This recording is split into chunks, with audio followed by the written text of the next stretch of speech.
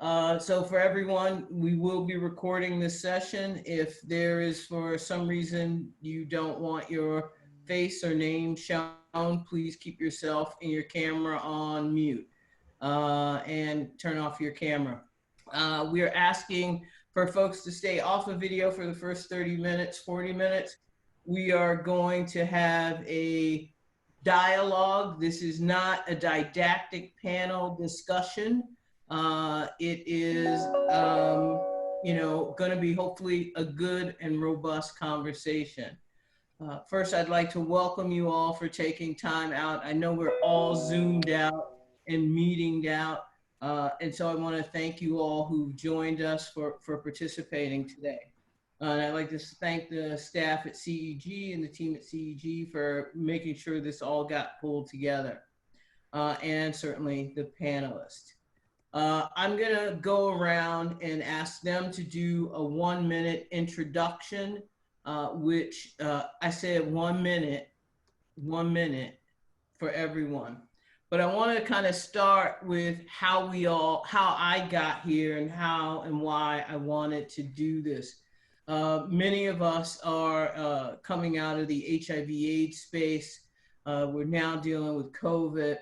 The title of this talk and this workshop and this conversation is HIV, race, class. I mean, sorry, HIV. Look at me. COVID, race, class, and COVID. But what I really started talking about was that, Gerard, can you mute your phone? See, told you. And so what I thought about was that if AIDS 2020 had actually been an in-person meeting, I probably would have grabbed each of you at some point and said, what are we going to do about COVID? How are we going to fix this? How are we going to address this COVID situation, somewhat based on what we all know from HIV, but I would have said, what are we going to do? Because we kind of know the beginning of it. We know where COVID is, but we got to have a plan. And I would have asked each of you, because I think you're some of the smartest people that I know, how we're going to fix it. What's the plan? The National AIDS Strategy, for example, says to us that it should be research, community, academia, government, all working in collaboration in order to fix the problem. And that is a bit of the mixture that we have here today. So I'd like everybody to give a 1-minute introduction, and then I've got a couple of questions that I hope will get us going on race, class, and COVID. So I'm looking at my screen. To my left is Dr. Carl Dieffenbach. You're on mute, Carl. Somebody muted me. Now I'm unmuted. Can you hear me now? Yes. Good. I'm Carl Dieffenbach. I'm the director of the Division of AIDS in the National Institute of Allergy and Infectious Diseases. The head of that is Dr. Anthony Fauci, who's throwing out the first pitch tonight at the Nats game. My role in HIV has been to push towards better therapies, HIV vaccines, and better prevention strategies for all. We have shifted a lot of our activities to coronavirus disease, and the key networks that make up the bulk of what NIAID is currently doing is moving towards evaluating drugs in an outpatient setting for therapy, as well as antibodies for prevention, as in PrEP, antibodies for PEP, and antibodies for early treatment. And then, of course, moving forward on coronavirus-based vaccines. I think that's under a minute. Thanks. David? You're on mute also. Hi, my name is Dr. David Campt, and I have done a lot of work on equity and inclusion issues for a long time.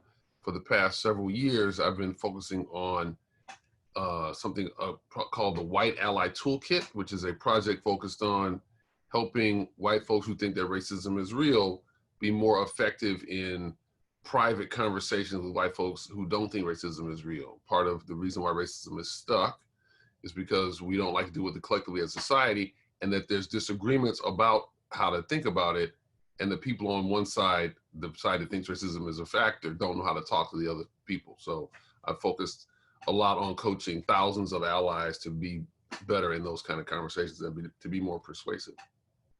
Thanks, David. Alphonso? Hello, everyone. My name is Alphonso David. I am the president of the Human Rights Campaign, which is the largest LGBTQ civil rights organization in the country and around the world. I have been a civil rights lawyer for about 20 years. I've litigated cases involving HIV and AIDS. And of course, we are all grappling with COVID-19, not only in terms of developing policy solutions, but addressing the concerns that COVID-19 creates for many marginalized communities. Thanks. Stephen? Hi, my name is Dr. Stephen Thrasher. I'm the Daniel Renberg Chair of Social Justice Journalism at Northwestern University's Medill School, and I'm also a faculty member of the Institute of Sexual and Gender Minority Health and Wellbeing, which is the largest LGBTQ research center at a university in the country. For the past 5, 6, 7 years, I've been reporting on the criminalization of HIV and AIDS, and that's how I've become interested in the ways that viruses shape our society and have an effect on our society. I've started doing research as well on coronavirus, and I'm currently working on a book called The Viral Underclass, which looks at the different ways viruses can be used to understand what's happening in our society. Thanks. Last but not least, Linda? Hi, I'm Linda Villarosa. I am a contributing writer to the New York Times Magazine. My old job was at Essence Magazine, where in, I guess, the late 80s, I wrote the first reported article about HIV/AIDS for an ethnic publication. In 2017, I wrote a cover story for the New York Times Magazine about, called America's Hidden HIV Epidemic, about Black, gay, and bisexual men in the South, in Jackson, Mississippi, and HIV/AIDS. And then I also write about COVID and inequality and race, most recently in April, for a piece for the New York Times Magazine about the Zulu crew in New Orleans and how inequality, their race, and COVID affected them. All right. Thank you. And again, thank you all very much. So as I've told the panelists, and we've had a conversation where I really want this to be a conversation. I think that we know what we don't know about COVID. It's a novel virus, right? So we're learning as we go. I think we, through kind of societal issues and economic issues, can understand why it is that Black and brown and poor people are more impacted because of the jobs that they have, communities that they live in, multi-generational housing. But I think the question is, why is it that Black people are dying at a higher rate? We asked people to send in questions, and I'm going to start with one of the questions that we got. Here's the question. There are several reports of low vitamin D levels in association with severe COVID-19 disease. African Americans are 2 to 3 times more likely to die from COVID-19. Studies have shown that African Americans have low levels of vitamin D. Do you think the research community should look at vitamin D levels of African Americans who've died from the disease to see if there are any link to these levels? Carl?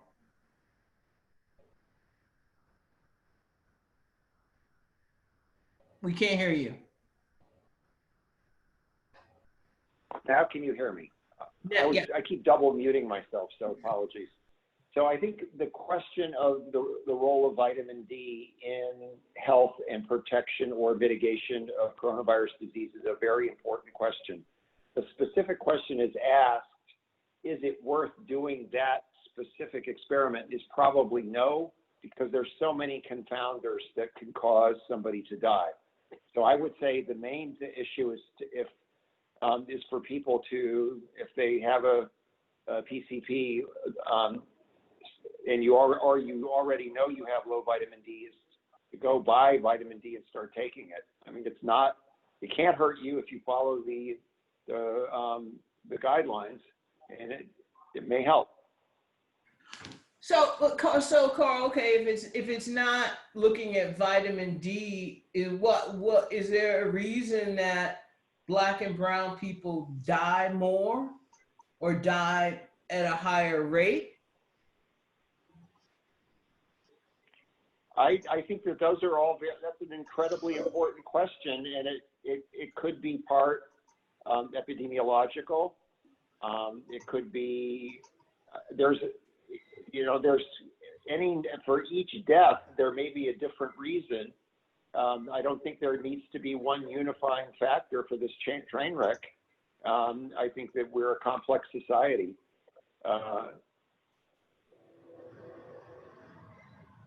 What does that mean? We're a complex society. Well, again, so you look at New York City, for example, the housing issues, the role that transportation played, the role that people having to go to work every day played in transmission.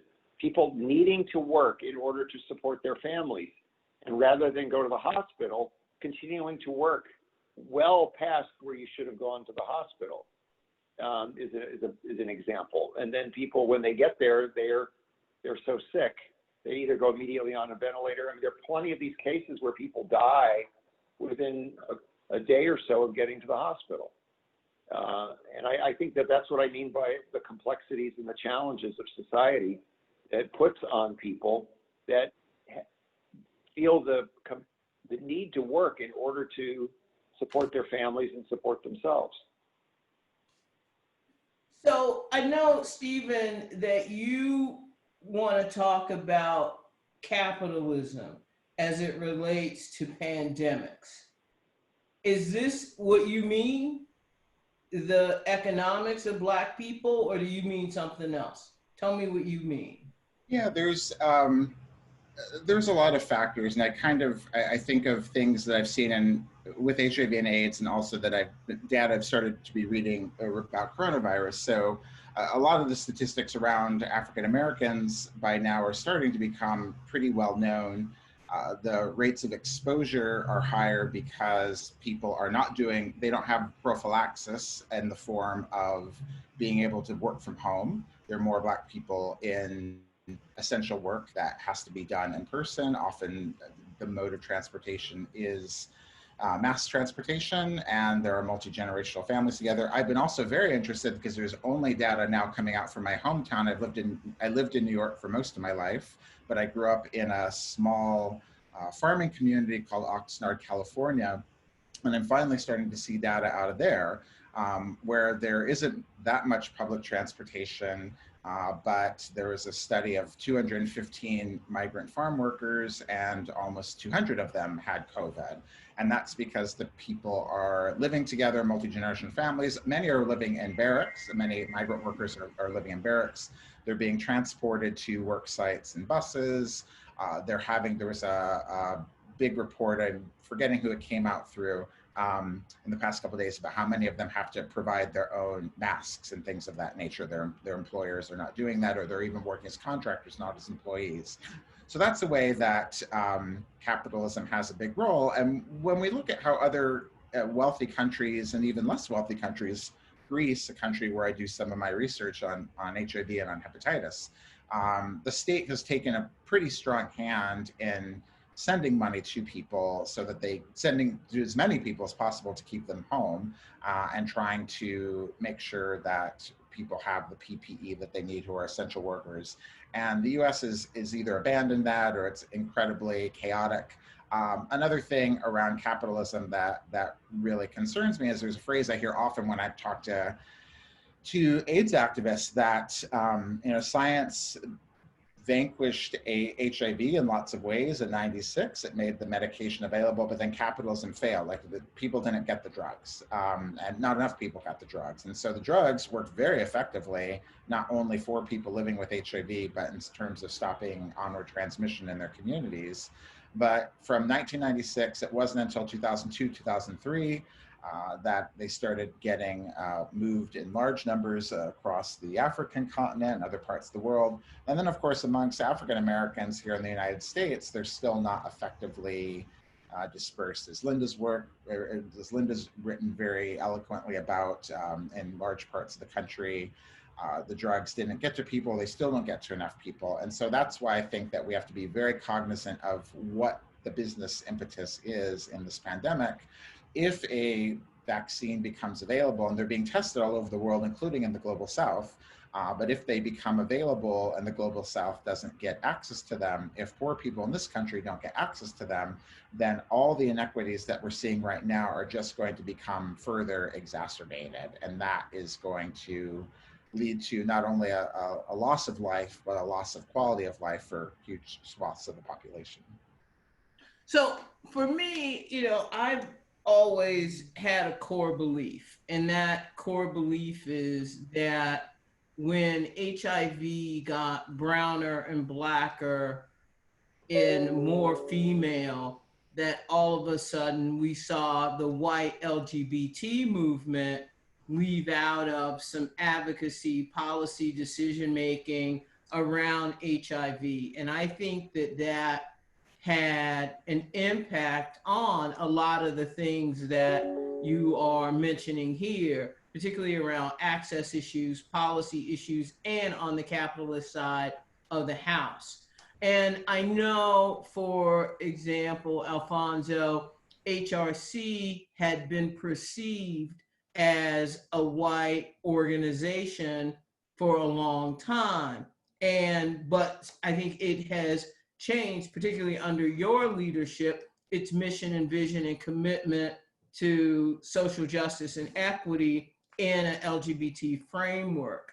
So I think kind of getting to Stephen's point, where do you see and how do you see the LGBT movement and the HIV movement needing to play a role both in COVID, but also in expanded access? Oh, I mean, there are a number of things there I would reference. One, I often say that perception is reality. And the perception of the LGBTQ community in many cases is that it's been driven as a matter of policy, has been driven by people who are not people of color. But I don't think it's accurate based on the data to suggest that most of the people who are supporting the movement are not people of color. Actually, quite the contrary. I think what we've seen is that people of color who are engaged in the movement don't find the movement representing them. And they have not seen the movement representing them for quite some time, either in terms of priorities that are outlined or policy issues that are or become the focus of the movement. The movement, of course, is not monolithic. I think we've seen the movement transform over the last several decades.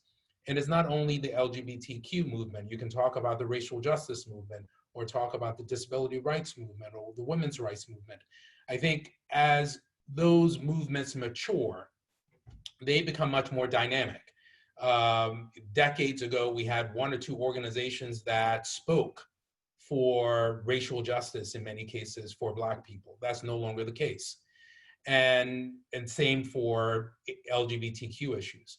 But to get to your specific point, I think in addition to referencing what has already been mentioned, which is structural and social determinants of health for Black people, we can't really achieve widespread sustainable changes without dealing with structural and social determinants of health. For nearly 40 years, after the first documented case of HIV in the United States, Black and brown people are still dying at rates that are far greater than our white counterparts. Now, this is not unique to HIV/AIDS. I think we've seen that with respect to other types of illnesses. When it affects certain communities, government responds in a way that it doesn't when it affects marginalized communities. The same is true, unfortunately, of institutions. The same is true and has been true of other types of structures.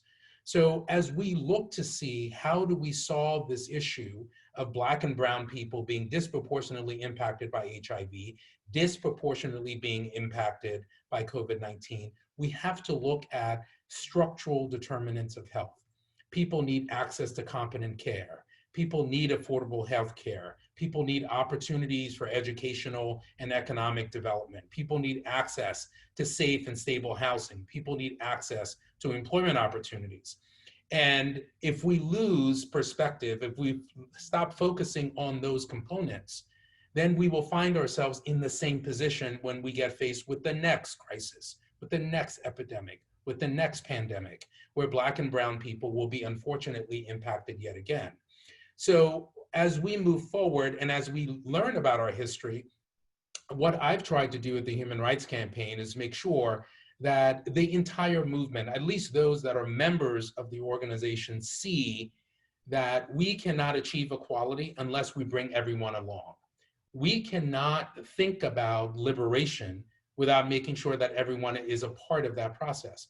So my mantra has been, we have to see beyond ourselves. We have to think about how I can see myself in someone that looks nothing like me.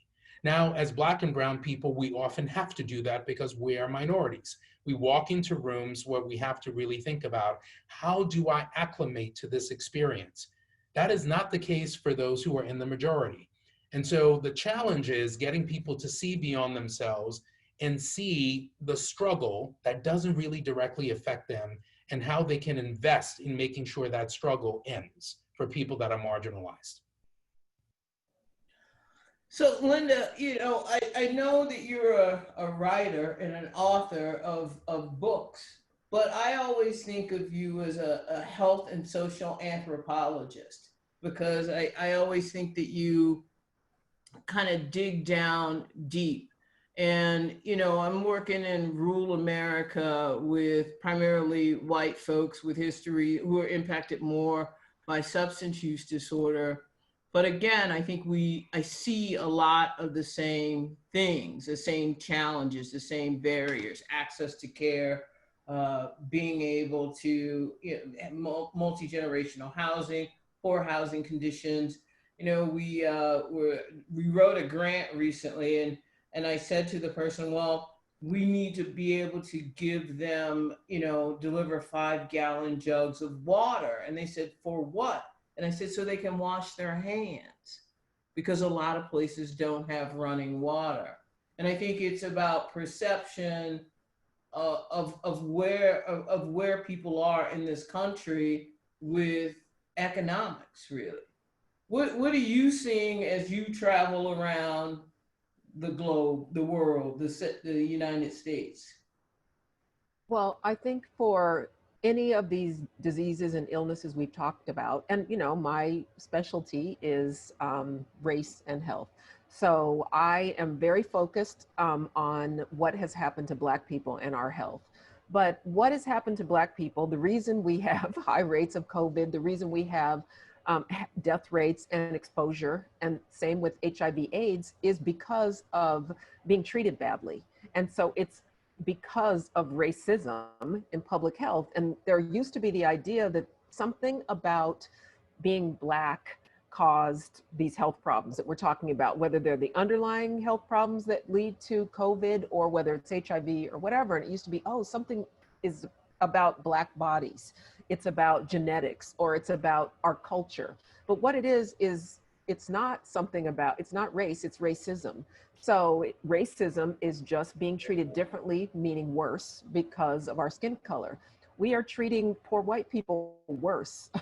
The people that you serve in West Virginia are being treated badly. They should have more access to healthcare. They should have these things. And that it's taken a toll on their bodies. If they don't have running water to wash their hands, they're gonna get sick. And so what we know about most, because it's the way we've been mistreated for so long, for 400 years, has shown up in our bodies. But anybody who's mistreated, it's going to show up in your body. And so we just know a lot about how it shows up for Black people, but it can happen to whoever. And it's just because of racism, which is very clear. We can all see it. It's very clear, especially right now, we can point to that. But I feel for the people that you work with, and I think it's important that we recognize them. So I don't want this to just be me throwing out questions. Hopefully you guys will ask each other questions as well. But so I think that one of the other things that you think about is that this both a kind of, there's structural things that we need to address. And I actually keep looking at community resiliency models, right? So if I look at research in academia, Carl, I know that NIH just put out that big RADx grant looking at communities of color and COVID and testing. But it really made me think about something, and that is this. But what's the institution going to do to address its institutional racism? And here's what I mean. In the NIH structure, that if a researcher submits a grant to NIH, there's a review committee, it's a group of academics, but if those academics have no experience with Black people, no relationship to Hispanic people who are reviewing those grants, are they really reviewing them with true eyes? Do they really understand the population that the Black researcher may have submitted? This is not a beat up. This is a, what's the institution of NIH going to do? Because while we're dealing with COVID, we have social unrest going on in this country as well, demanding systemic change. And I think these things are overlapping. And again, a part of the whole conversation here is, what are we going to do? So I agree with you completely. I mean, this is one of the fundamental challenges we face, to try to stimulate research in different areas. And the problem we're seeing is the grant review process tends to pigeonhole African American and Latinx investigators into this category of people who should be working on these kinds of health disparities. And I think that is a significant problem that we face, is we need people who want to work where they want to work and be able to work on the questions they want to work, and not be told, oh, you need to write a grant on diversity, or you need to write a grant on this. So I think there's two parts to this. One is making sure the review committees are balanced, as you have said. And the second is to make sure that we get the right people with the expertise and interest to perform the research, but also to grow the research base and include and build stronger academics, stronger institutions to bring forward more investigators that look like the diseases that they are attempting to study, or that represent the populations. How do you do that, Carl? How do you, I mean, how do you do that? So I think the problem is, go ahead, somebody else, yeah, I'll let somebody else answer. I was just going to say, one way is, like, I can't drill down on the review process and all this stuff so specifically, but I think one thing to point out in a sort of a broader sense is that many of us who are people of color, or have been interested in racial disparities in HIV/AIDS, which is an infectious disease, also are the ones who can help talk about COVID as well. And I'm thinking of Greg Millett at AMFAR. So Greg and a bunch of other people who had been involved in HIV/AIDS research put out a COVID study in May through AMFAR. So my first thought was, why is AMFAR, which is an AIDS organization, putting out a COVID study? But then I thought, well, that makes sense, because Greg and others have been in that space for so long. And many of us, whether it's Alphonse, Stephen, myself, we know about this. Right away, the Times Magazine turned to me to write about COVID because they knew I knew about racial health disparities, which I care deeply about, and also HIV/AIDS, which is an infectious disease. So I took a lot of the research that I had been doing for 20 or 30 years and just put it onto this new illness, this new scary illness with a lot of confusion, but my experience and what I had learned worked. And I'm thinking, why don't we tap, I mean, we should, and it's already happening, tap more into those of us who already have been in this space and also care.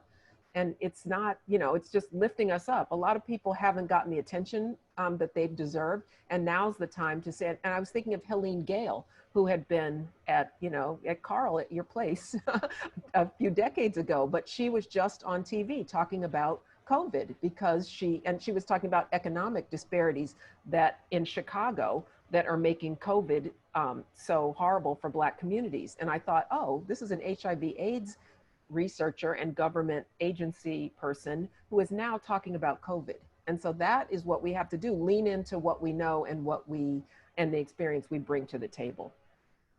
I completely agree. Just to mention Greg, he gave probably the most downloaded talk at the recent AIDS 2020 meeting. It has been the most viewed presentation about health disparities in HIV, and he touched on COVID within that space. And he's free to do this now at AmFAR, now that he's out of federal service, so more power to him. David, you had a question? Sure. This question is for any of the panelists, but it picks up specifically on what Stephen and Alphonso said. So we are already starting to see the drip of headlines about a vaccine. You see a headline now and then that some there's going to phase 3 or whatever. So one of y'all mentioned some of these tests are happening or could happen in the global South. Here's my question. Given that we are in a capitalist structure and given that we might have some sort of long-term or medium-term moves to try to redress some of the inequities built into that, but we know that sometime in the next 6 months or 2 years, there's going to be some headline that says we have a decent vaccine. That may or may not be true, but there's going to be a headline that says that. And so I'm wondering, what do people need to be doing now? What do we, in the broad sense of we, need to be doing now so that you don't have either the problem of the people of color groups are not going to get the vaccines that work, or the people of color groups are going to get the vaccines that don't work? Like what should we be doing now? What's a sort of a broader view of what needs to happen to prevent the inequities that inevitably happen because of the lack of the inequities in the system, ramifying down to this particular thing, because we know those headlines are coming and progress is being made, and we need to do something about that. What should we be emphasizing? I can start to take a crack on it. Thanks. That's a great question. First, we just have to, the first level of being able to do anything is just to understand what's happening and tuning into what's happening. So there's one trial, it's called the Oxford trial, Oxford vaccine, although it's really Oxford University in collusion with a very large pharmaceutical company. And they're getting ready to start trials in South Africa. So we should understand kind of the dynamics of what that is and what that means. And be looking at what are we, as journalists particularly, what are we calling trials? How are we letting people know that they're coming from like a government university or whether they're with a private business?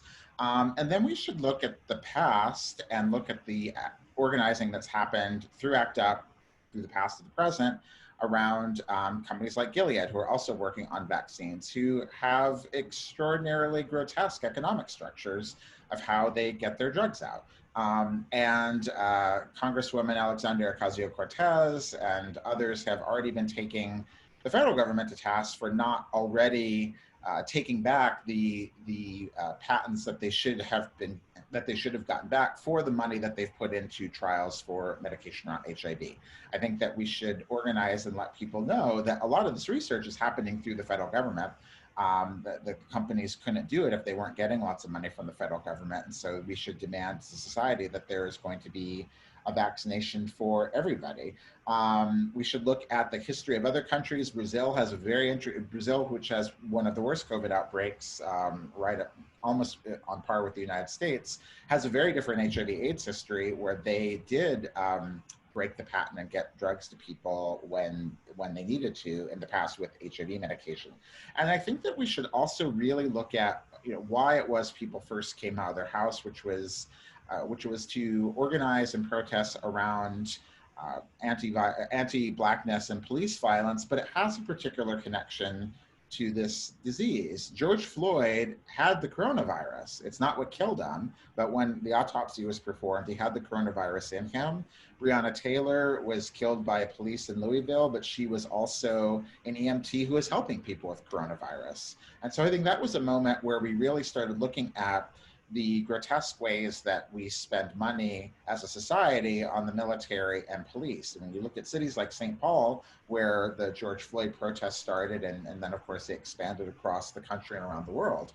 But St. Paul was spending, Minneapolis is spending 35% of its budget on policing. Chicago, where I live, spends 40% of its budget on policing. So when all this money is going towards policing, and in Portland, we're seeing it now, so much energy is going into suppressing uprising against things that people really need to be able to live full lives. If we could organize around that, organize around the movements to defund police, abolish prisons, reallocate the resources that are going at the end point of social problems, and actually allocate those resources in a much earlier stage. Okay.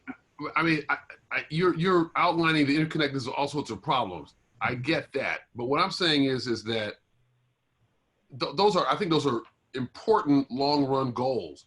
But what I'm saying is, sometime in the next year, there's going to be this vaccine, and so and there's some potential inequities. Either it doesn't go to people of color who need it, or the first versions go to the bad versions go to people of color excessively. So I get the long run things that you're talking about, but what I'm saying is there a leverage point? Is there something that these people who are, if you're going to turn some of their attention away from defund the police to working on that particular problem in order to mitigate those results, is there like, I don't know enough about the ecology of all of these institutions, of the drug companies and the federal government. I'm just trying to, I'm just wondering whether or not, if we know a problem is coming, is there a way to focus what that is while we're doing these other interconnected things you're talking about?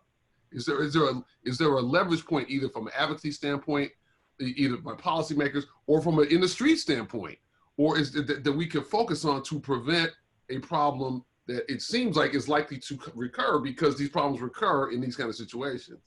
Well, I'll just say, and I'll let others speak, that I think the leverage point is this activism that's happening specifically around the police. If you look at a city like Los Angeles, where they've gotten a commitment to take $150 million away from the police, use that money towards exactly what we're talking about. Get the drugs to the people, like put pressure to get the money that's going overwhelmingly into these areas, get drugs into bodies. That's my answer. If I can also just supplement what Stephen is saying, and I agree with his assessment.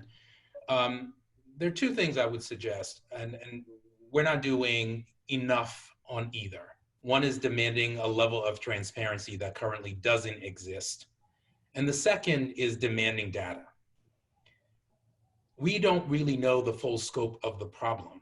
And because we don't really know the full scope of the problem, the solution that's going to be provided will not be provided in a way that actually either cures the problem or actually addresses the problem in the way that it should. The Human Rights Campaign, in partnership with Color of Change, developed a campaign called We Demand. And we sent a letter to HHS and the CDC demanding accurate and complete racialized data.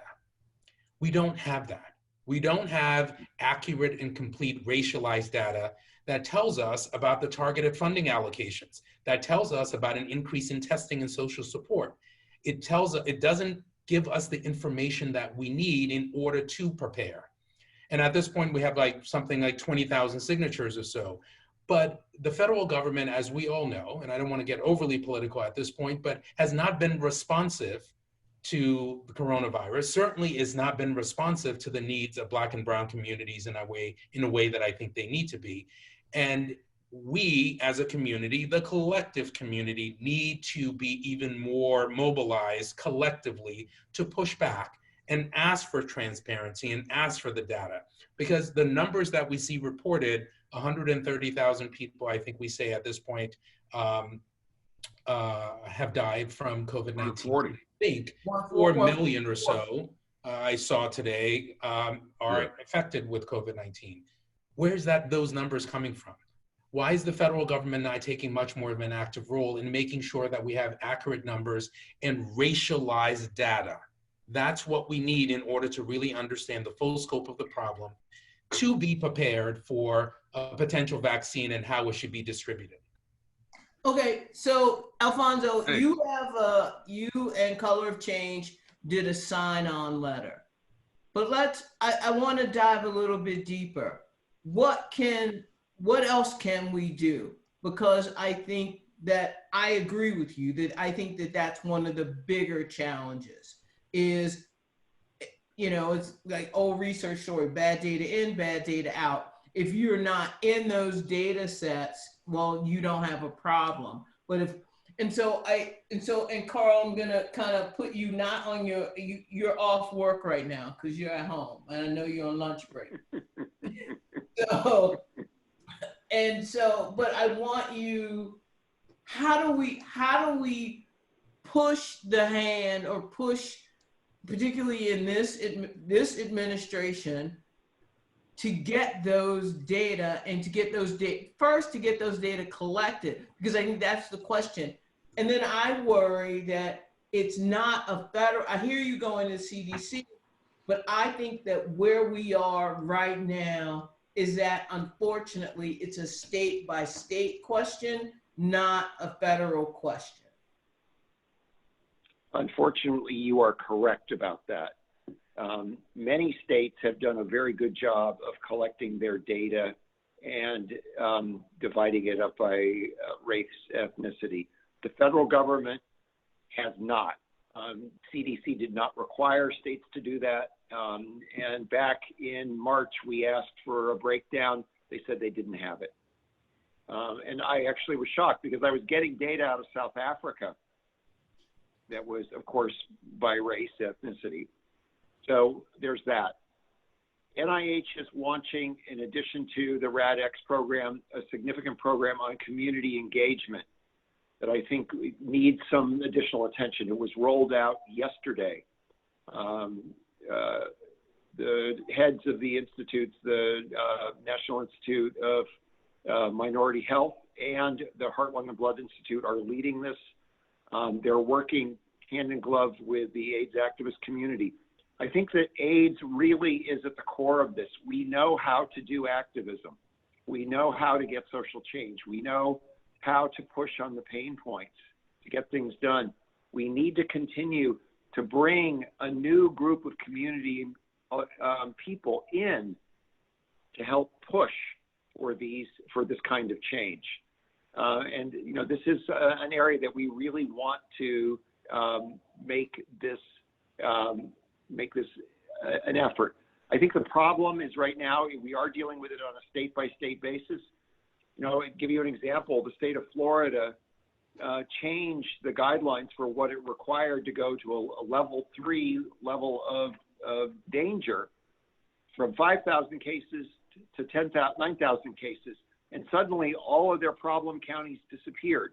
It's not only that they're not collecting the data, that they're sculpting the data, and it's for political reasons. And this is where we need to be loud about this and get out there and talk about it. And not just here, but everybody needs to go into their cities and towns and demand that the data be collected. I mean, we have some places that they do a really good job, but it's not universal and it's not across the country. I wanted to add that on July, I guess it was around July 5th, the New York Times released probably what was the most comprehensive national data from the CDC. It was analysis from using CDC data after suing the CDC to get the data. So Yes, I'm to get thinking the to get Freedom of Information Act, right? Yes. So I think that is one tool that we have, and it's not just journalists that can do that. Anyone can use the Freedom of Information Act to get data that is being kept undercover by government agencies. So I think that is one concrete way to look at this problem.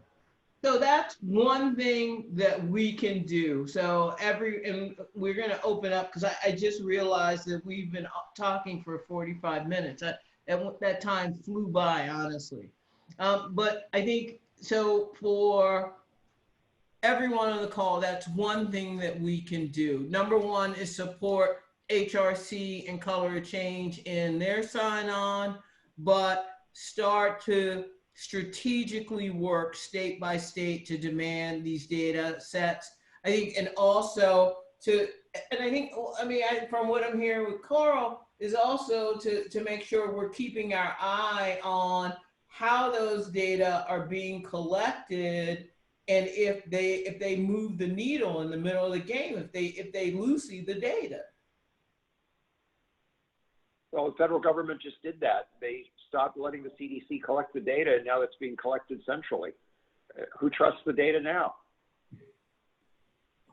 And Toni, this is the other point that I think is so important for us to highlight.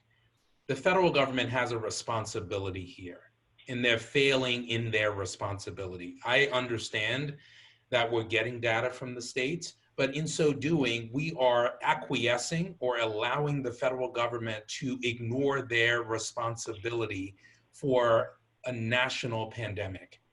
So we are talking about racial justice in a way that I certainly haven't seen in my lifetime. I was alive when, Rodney King was beaten with a video camera showing the world what happened. Yes, we had riots and we had protests, but we didn't have the demand for change in the way that we have now. So I want to make sure that we don't forget the power that we have in our advocacy. I think Stephen mentioned this, Carl mentioned this, Linda mentioned this. We have individual power to affect change, and we just have to do so in this case and do so collectively. David? So I would just say, building on what people learned from the organizing around HIV, the coalition the movement had to come together. We talked about this demand for data. They got it. Are there sort of bigger picture lessons that people who are advocacy minded and who are racial equity minded, are there bigger picture lessons about what we can learn from that experience that we need to think about as we, there's a new racial moment. You got more white folks involved in the movement for racial equity.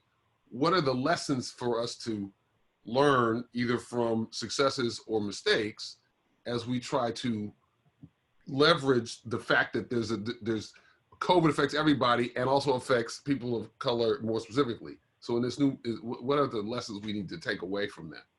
I think probably the biggest lesson, and it's one that we've known for a really long time, it's evidence. We know from hundreds, if not thousands of studies, is that discrimination and bias are part of our current healthcare system, including, everything we've talked about, getting a vaccine and who is part of the clinical trial for the vaccine, how the vaccine is distributed to people, all those things, and everything else. So if our healthcare system has this problem that is kind of the elephant in the room, that's very well known, that we need to address on a wide, comprehensive way, now is the time. It's being talked about more than ever in my own lifetime and in my own career. So if we're admitting that this is a problem, it's time to say, what is the action step?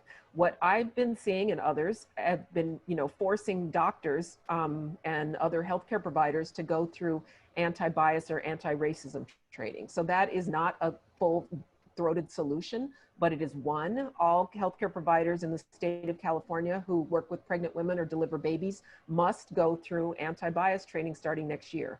So that is one way we could do that. You know, I don't think it's going to solve the problem, but it will at least help. So Okay. let's take an HIV model, if we could, of successful treatment programs, to talk about Ryan White and talk about how it is the largest treater of people successfully treated for HIV in the country, and how it is based on income, not on race. And we can come back and talk about the value of that. But I think there's ways to make sure that the drugs and medicines and vaccines are available to people through a program that is as efficient and effective as Ryan White. We ought to start planning for that now, because this is a disease that's going to be with us for a long time. And we're going to need to build a healthcare system for this that isn't based on insurance. Right. So we've got two questions that have come in. Do we need a watchdog group to monitor the safety of a vaccine as it rolls out? Well, what we have already is not a watchdog group. We have a group of highly qualified scientists to look at the data as it's being developed, to monitor the trial in real time to make sure that it is being done in a way that is safe and effective. That's called the Data Safety Monitoring Board. Additionally, the FDA has a huge role and responsibility in this. I think it's fair to ask that when you go for licensure of a vaccine, there's a process that the FDA uses with a committee, that committee be heavily staffed with community, so that they have a chance to review the data too and weigh in. So I think what it comes down to is community engagement at all levels, planning the research, participating in the research, analyzing the research, and implementing the research. All right. So Marcus, can you open it up so everybody can be seen? And if you have a question, you know, I don't know, wave your hand, raise your hand, do something, jump up and down. You've got a few minutes to put on your pants if you don't have on pants. And we're gonna open up the cameras. We have another question here. It says, do any of the panelists have experience with food pharmacies that are popping up in San Francisco, Boston, and other areas? I believe it's a model to invest in. Food banks partner with free medical clinics to provide nutrient-dense foods and other produce. Has anybody heard about that before? Kath, you're on the line. It was your question. Kath, are they, how many of these have you heard about? Well, I know we, can you hear me okay? Yep. Well, I know we have one in San Francisco where the San Francisco Marin Food Bank, we're now feeding between 1 in 4, 1 in 5 families are receiving food assistance. And as we're seeing around the country, there's an explosion in need for access to food. I know Boston also has a food pharmacy. So my point was in these underlying health issues as they relate to vulnerable populations.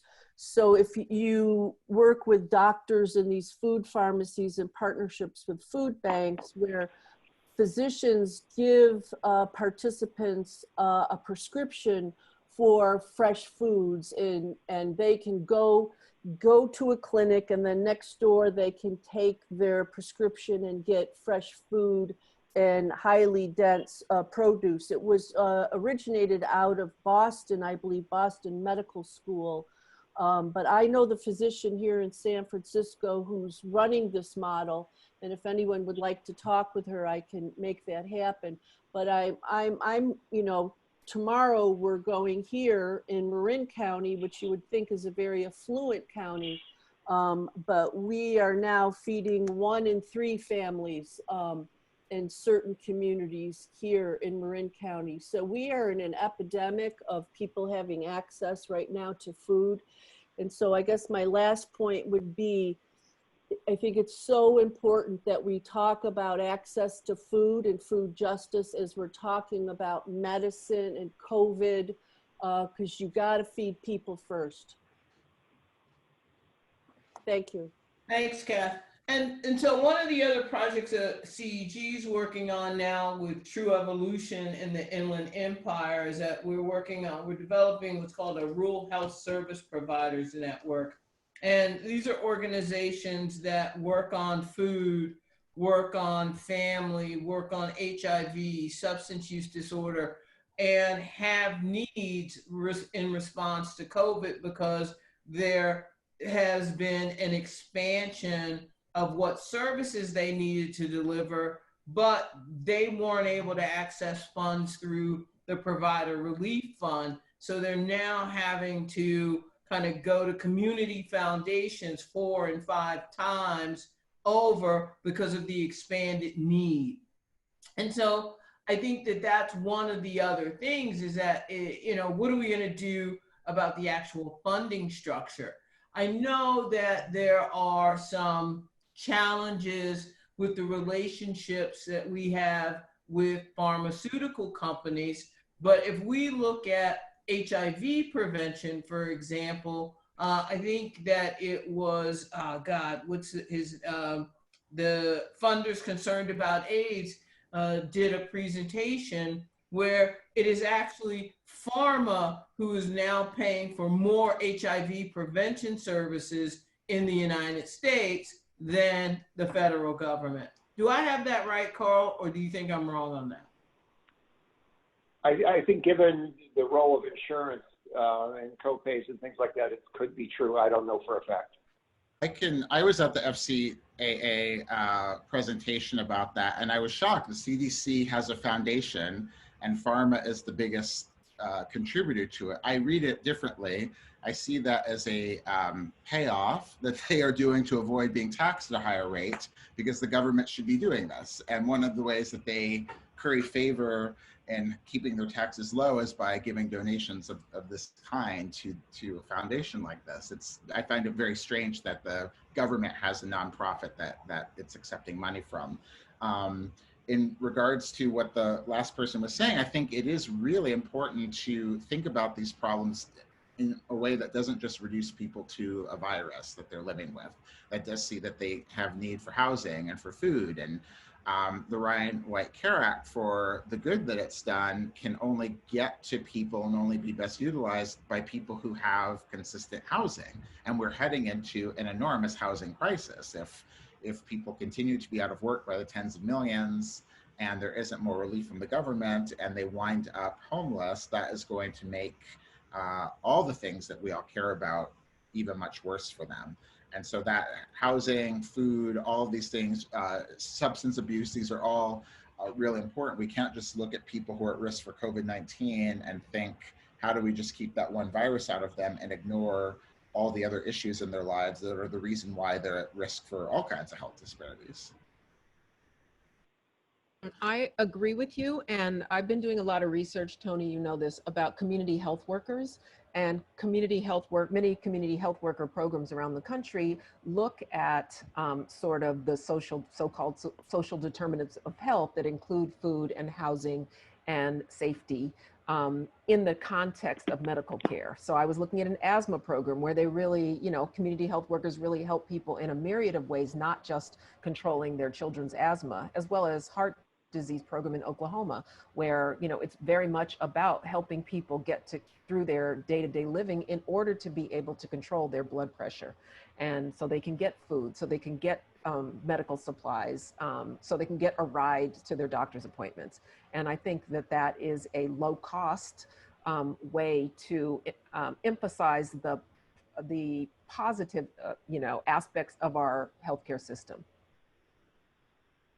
So I guess I think about it, but I'm like, we have RADx, we have this new program that's coming out it came out yesterday, Office of Minority Health. We got 40 million that went to Morehouse for COVID. I don't know what they're gonna do, but where's the money, Linda, to pay for those community health workers in COVID? Where's the money to do the contract tracing in Appalachia? Where are the resources if the state doesn't want to invest in these communities? Girl, Stephen Thrasher just told you where the money was. Move it from the police and from law enforcement to healthcare. And it's kind of cheap to community health workers. And these programs aren't really expensive. It's much cheaper than the cost of treating someone who's ill already. I mean, I heard Stephen loud and clear, but it's, you know, so we're having a conversation like nobody's listening. So it's like I've always said kind of about the Gilead lawsuit. It makes an assumption that if those resources are given back to the government, that those resources are going to go to HIV programs or minority-based programs. You can sue Gilead all day long and that money can then go into the government coffers. But I don't know if it's going to go build another section of a wall or if it's going to go for something else, because that's not dictated in that lawsuit. So I say the same thing to your, I mean, yes, okay, so we restructure police funding. I don't like the term defund the police because I think people do too much with it. But I think that if we're going to look at using those resources, nobody is saying, and I think maybe that's the advocacy, that those dollars should be going to public health related outcomes. And we have to be clear about that. And I don't know that there's clarity about that. Well, I was kind of just teasing you a little bit, but I think that it's the easier way to say this is we need to get rid of the current administration that is so unscientific and doesn't care about science and evidence and isn't as interested in science-driven health. And so I think that if you want just one word to say what we need to do is vote. Because this, I mean, we need a new kind of government and a new kind of political system that believes in the power of health, public health, science, and that kind of thing. So, I mean, if we're talking about what we should do, that's it. So I'm now, you know, y'all got me all wound up, and y'all know how I get when I get wound up. So I'm wound up because I agree with you on voting, but this is an administration that has now decided that it is going to put military grade forces in the streets. So if we think that that old system of voting is going to get us where we need to get to, I don't know that we can say that it's as simple as that. Well, I will also I think to answer your point, Toni, I would go a different way, which is the forces that produce inequity would be existing even without such an egregious administration. So yes, we need to vote, but I still think we need to go. You know, we could say, let's assume that we have a good outcome with the election. We're still at risk for all sorts of these issues. So I'm just saying. So I still think that we still need to refine our strategies and get clearer about, you know, I mean, it's not like the alternative is going to blow up the system. But we've kind of in a way blown up the system. We have unearthed the inequities and bringing them to the fore. That's why people are marching in the streets. That's why many of the experts that I used to interview, and they'd be like, I never get any publicity. They're super busy right now because the things that they know are around racism in public health, around race and racism in our country, the whole 1619 project, that we can't just ignore that. It's already come out into the open. So I think that energy is already there. It's just that now, you know, the people, we just have to get it sort of concretized, I guess, and institutionalized, but that's happening already. So it's now, what do we do with that? I also want to just piggyback on what Linda is saying. I entirely agree that voting does not solve the problem, but without the change in administration, we're having a very different conversation. Oh, no question. And so we do have to focus on voting and make sure that we have an opportunity to deconstruct the system. Because without voting, we can't deconstruct the system. Now, the question, Doctor, that you're referencing is, well, what does that look like? How are we going to deconstruct the system in a way that prevents this from happening again? How do we make sure we address the disparities between Black and brown people and the rest of us who are not affected with pandemics in the same way?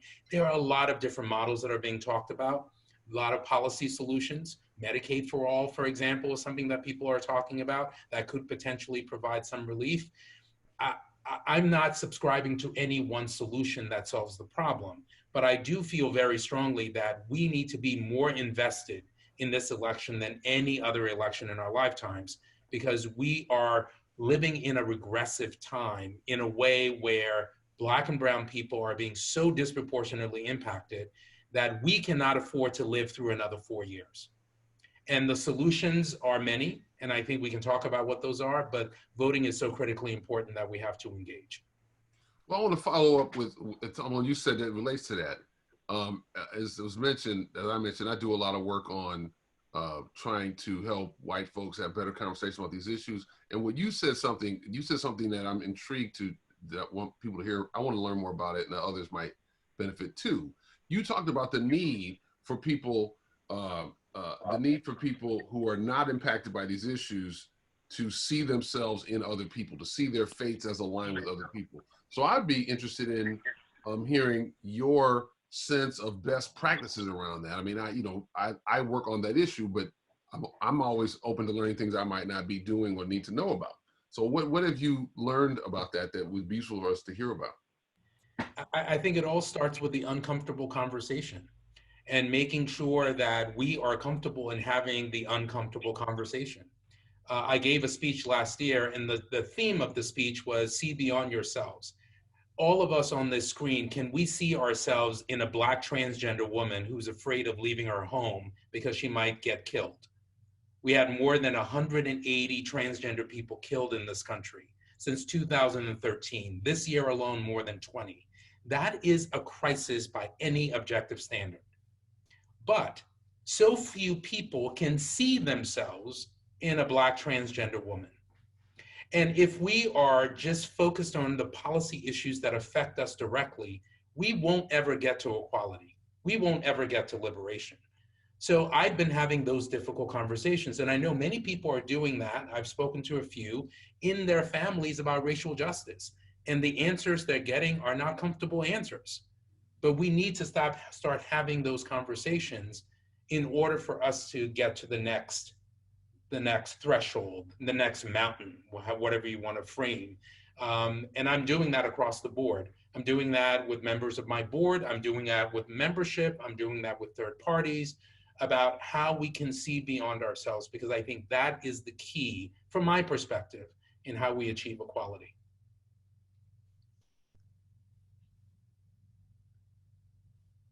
How do we do that?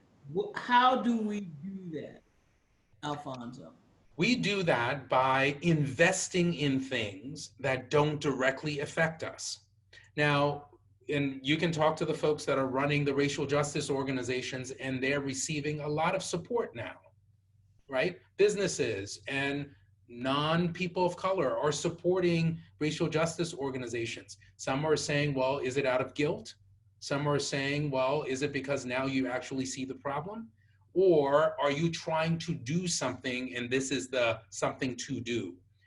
I'm disregarding all of the reasons why people are doing it, and I'm embracing the fact that they're engaging in this process of affecting change and seeing that there's an opportunity. It's not as easy in every single context, right? Can you have a person really invest in LGBTQ organizations, organizations that are focused on civil rights, organizations that are focused on poverty, organizations that are focused on COVID-19? We have to get to a point that we start having those conversations, because I fear that socially, we have gotten to a point where it's acceptable to only care about the tax break that benefits you. And we have to change that conversation. Right. So I know a couple of you have to leave shortly, but I think that this conversation around allyship, which is what this is a bit about who else invests in the work that we're all trying to do in those difficult conversations. He's gonna probably get a little bit mad, but what I'd like to do is show about 2 minutes of the work that David does with white allies to have this conversation. Happy birthday, David. Marcus, can you play like 2 minutes of one of David's workshops? Hopefully this is gonna work. We practiced this at home. I appreciate you doing that. You know, look. Not really my birthday, but I mean, it's not really my birthday, but I appreciate the spirit of that. So is he trying to get that up? Yeah, there we go. There we go. The RACE method, RACE is an acronym and it stands for reflect, ask, connect, expand. I think it was life-changing for a lot of people because they began to see how big the problem is, how constant, how all-enveloping for our culture it is, and gave people tools to start in the very next conversation to make choices as to how they want to participate, and giving people hope. For the sake of simplicity, if you just believe that racism is a real thing, you are an ally. Racism against people of color is a real thing, you're an ally. And if you do not believe that, you are a skeptic. Of course, there is a range within that. There are people who just don't believe that. There are people who are actively resentful of people of color.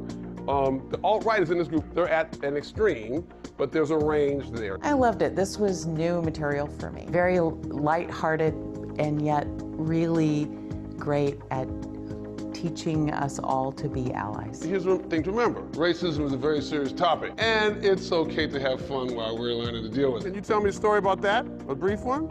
I'm not sure I've ever done it. So many of the things on the bottom of the sheet are theoretical, okay? The goal of this project is to move white opinion about racism 10 percentage points by 2025. Right now, 55% of white folks think racism is not a real thing, believe that racism against white people is just as important as racism is against people of color, and 45% think opposite. The goal of this project is to flip that 10 points in 7 years.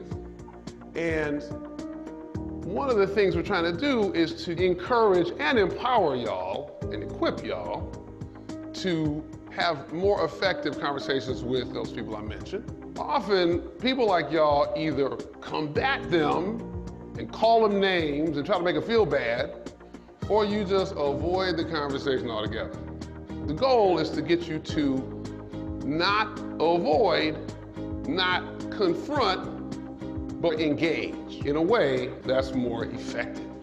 My key takeaways really are those tools, wonderful resources to pull from if I find myself in a difficult conversation or an opportunity to hold space for a student of mine or a colleague. I really appreciate having materials to take home and revisit and process. It was very entertaining and it was very instructive. You know, you're going to confront racism, we all do, and if you want to learn how to deal with it, this is a really excellent way to do that. Just to be clear, I have never been around white people when there wasn't a black person there. Right? If we're going to move white public opinion, that can only happen if a whole bunch of white people have a whole bunch of better conversations with other white people that actually move the needle over time. Thank you, Marcus.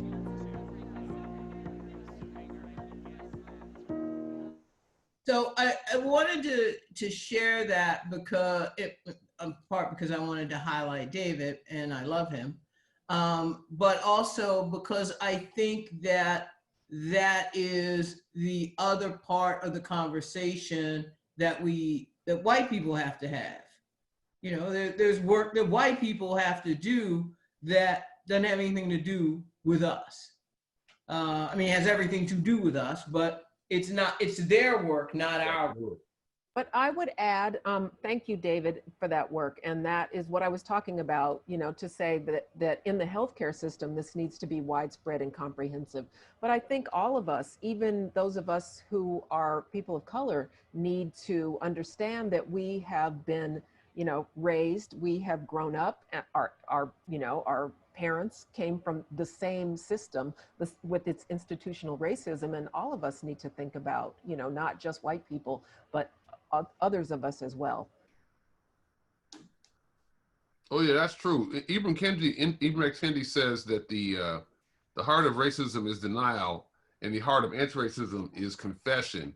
And I would just add to that, the heart of my approach to anti-racism is confession, concession, and compassion. I think that part of what people who think racism is important don't do, in terms of just our conversational strategy, is to make strategic concessions to pull people forward, and and he's right, to confess our own connection to anti-Blackness, as well as do all of that in a stance of compassion. People get especially white folks, get way too mad at other people who don't believe racism is real, and that anger itself, that contempt itself, causes resistance. Do we have any more questions? Put on the reading glasses. We had a couple from David Evans, who's not here with us today. I'll go with one of them. How do we ensure that culture and community aren't viewed as esoteric and non-essential to survival, including physical and economic survival? That was a deep question, but that's David. I can try to answer. I like that question. Not that I have any full answer for it, but culture is really important, and it's not to the side of our lives, it's at the heart of our lives. We can think about it in lots of ways.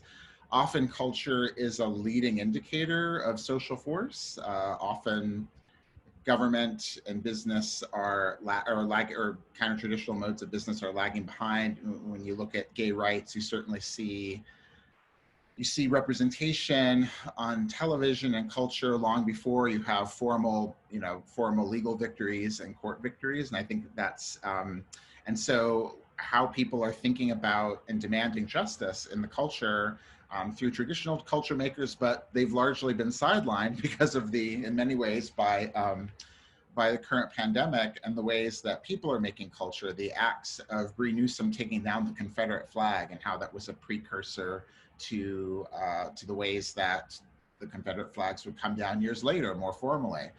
There are all these ways that culture get made, and I'm thinking, as you can tell from what I've said before, I've been thinking a lot about policing. And the ways that we get images about policing through shows like NCIS and Law and Order and whatnot. People have really been thinking about that more. The show Cops that's come off the air. And I think people right now are really thinking about and understanding that the narratives we put into the world, fiction, nonfiction, have a real effect on what we imagine as possible. They affect what our political imagination can be and what the limits of what we think our activism can do. I've been thinking about a lot when I was about 15 years ago, I was recording stories for StoryCorps for NPR from the civil rights movement of the mid 20th century, with people who'd been in Selma and places like that. And I asked one woman, what do you wish people knew that they don't really know about the movement? And she said, I wish they knew how much fun we had, that you see the dogs and the water hoses in the footage, but that they had a lot of fun singing together, laughing together, planning their actions, that was a real part of what they were able to do. And I've certainly, in the past 10 years and just the past few months, watching activists, the fun they have and the culture they're creating, the signs that they're making, the chants that they're making, the increasingly sophisticated theater they're producing. I covered an action 3 or 4 weeks ago, and I realized I was hearing the speaker everywhere I went outside, and I realized eventually that they had Bluetooth speakers on a bunch of bicycles that they were riding around the whole action, so that they were actually creating this enormous kind of theatrical experience over hundreds or thousands of feet. And so culture is not something to the side. It's really at the heart of what influences the kind of politics and medicine and priorities that people have. Okay. And the last one, how do we harness culture to fuel real activism and change? Share it. Share it? Share our culture and be willing to participate in learning about other cultures. You know, one of the greatest things before COVID-19, at least for me, is having the ability to travel the world and learn about different cultures and interface with different people. We think of the US of A as being an experiment like none other, right? Where we have, we call it the melting pot, right? And we have, I think, entered into an era, I think a regressive era with this administration, where people were not as engaged as they should be.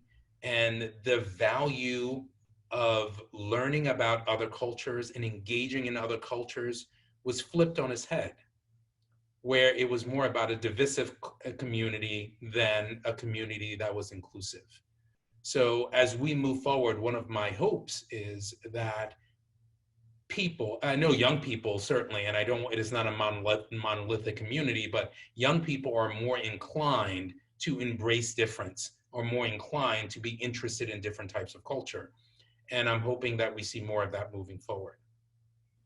Yeah, I would add one. Oh, go ahead, Tony. Go ahead, David.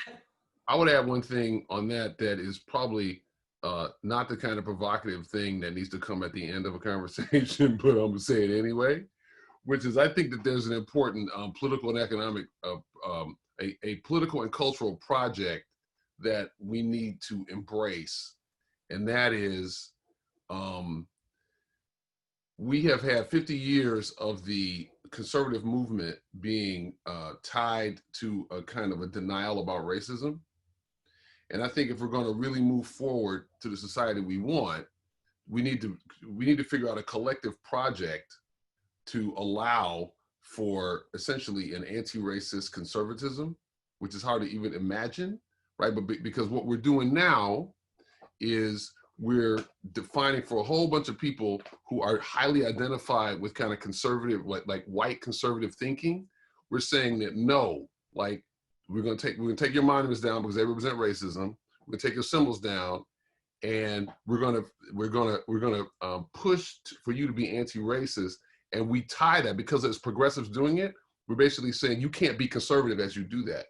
And I think that is going to make it difficult for us to infuse the whole culture with anti-racism if we don't give room for people to be anti-racist conservative. So that's not only a political project, but it's also a cultural project, because we're also trying to we also need to refashion what can it mean to be a white person and to feel comfortable in that and still be like and have your own cultural identity. Like these people of color have their cultural identity, right? But you can't talk about being white.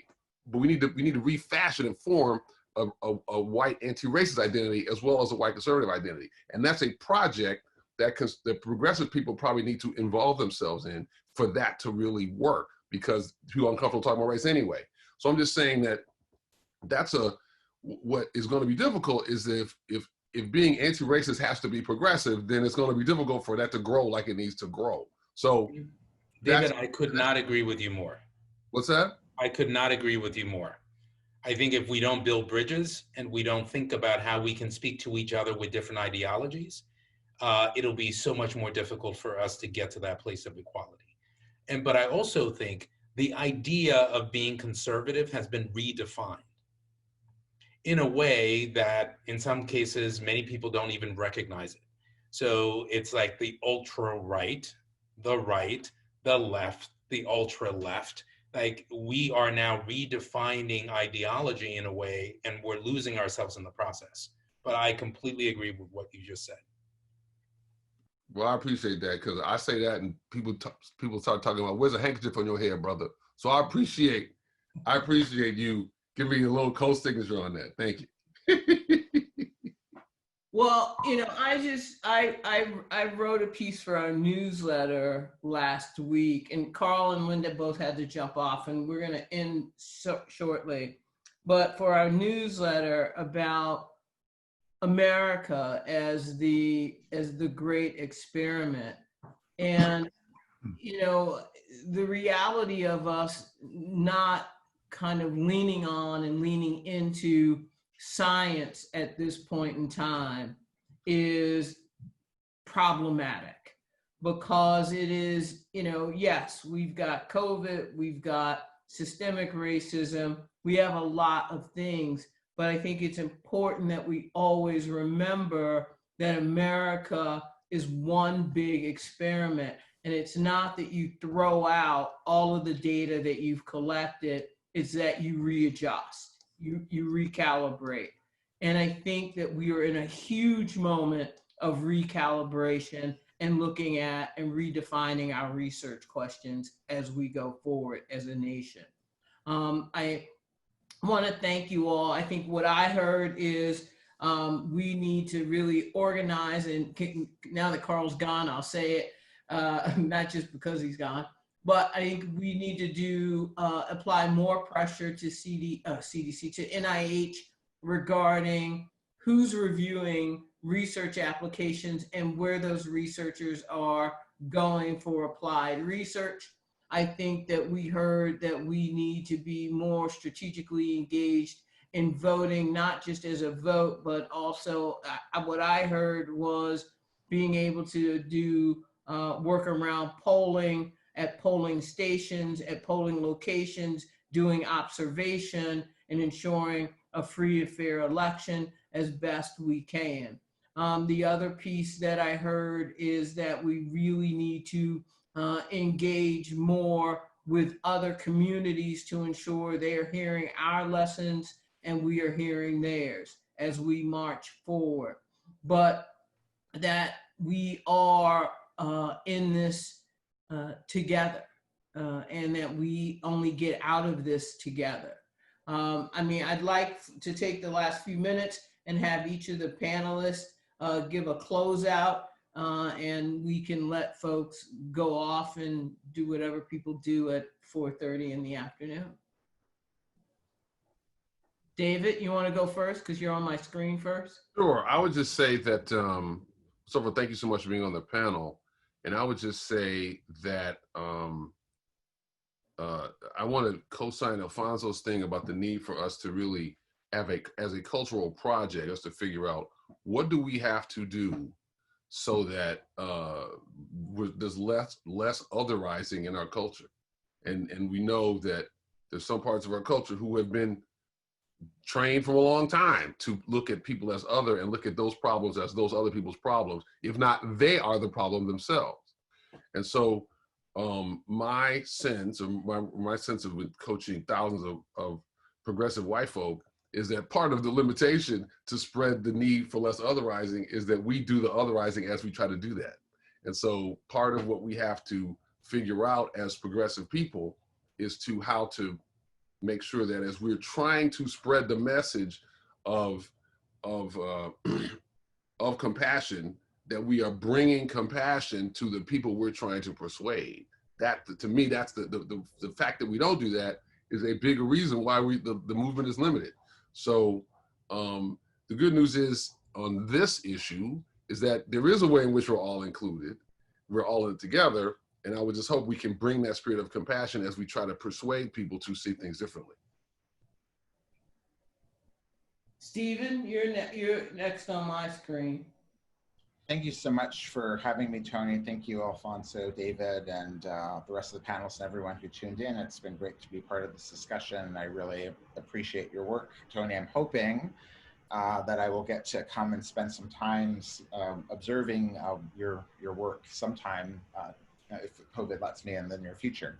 The last thing I was just thinking of and thinking of David's work is that I can't stress enough, if we don't absent a clear anti-racist intervention, the pharmacological technology is not going to change these disparities. And I feel very scared when I look at, which I looked at my dissertation research from CDC data that's publicly available, you can see that the rate of AIDS amongst white people in 1995, at the height of ACT UP and all the activism, And just before medication became available, the rate of AIDS for white people when there was no medication in 1995 was slightly lower than it was for Black people in 2015, almost 20 years after the medication. So absent an anti-racist approach, absent particular ways of going in and making sure people get the medication, the medicine alone is not going to change disparities. It's not going to change rates. And with COVID, we really need to make sure that we don't lose political buy-in from people who think, I got the medication, I'm now immune, I don't have to worry about other people. Thank you. Thank you, Stephen. Alphonso, last but not least this time around. Yes, well, first, Toni, thank you for hosting us. Stephen and David, I want to co-sign on your conclusions. Completely agree. I think in closing, I would say three things. One, I want to make sure that people understand the power of their vote, and I would ask them to please vote. Two, let's always understand and appreciate the importance and the value of our advocacy, individual and collective, and that we can ask for data and we can demand change and we can affect change. And then finally, I would say, especially for people of color who have been traumatized in this country in so many different ways, please don't give up. We have so much work ahead of us and we can affect change in a meaningful way. We just can't give up.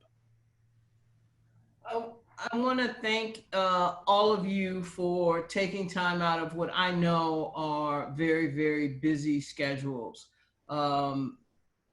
Mainly, whether a panelist or a participant on the call, taking out an hour and a half in these times is important. But it was a conversation I needed to have with each of these people that I wanted to have, and we decided we'd have it publicly. We don't all agree on things 100% and don't all see the world the same. But I think the one thing that we do all agree on is that change is possible. But we have to do action in order to get to change. Again, I want to thank you all for your time, for your participation, and for the work that you do on behalf of the people. Again, thank you very much. Have a great evening. Thank you. Bye-bye.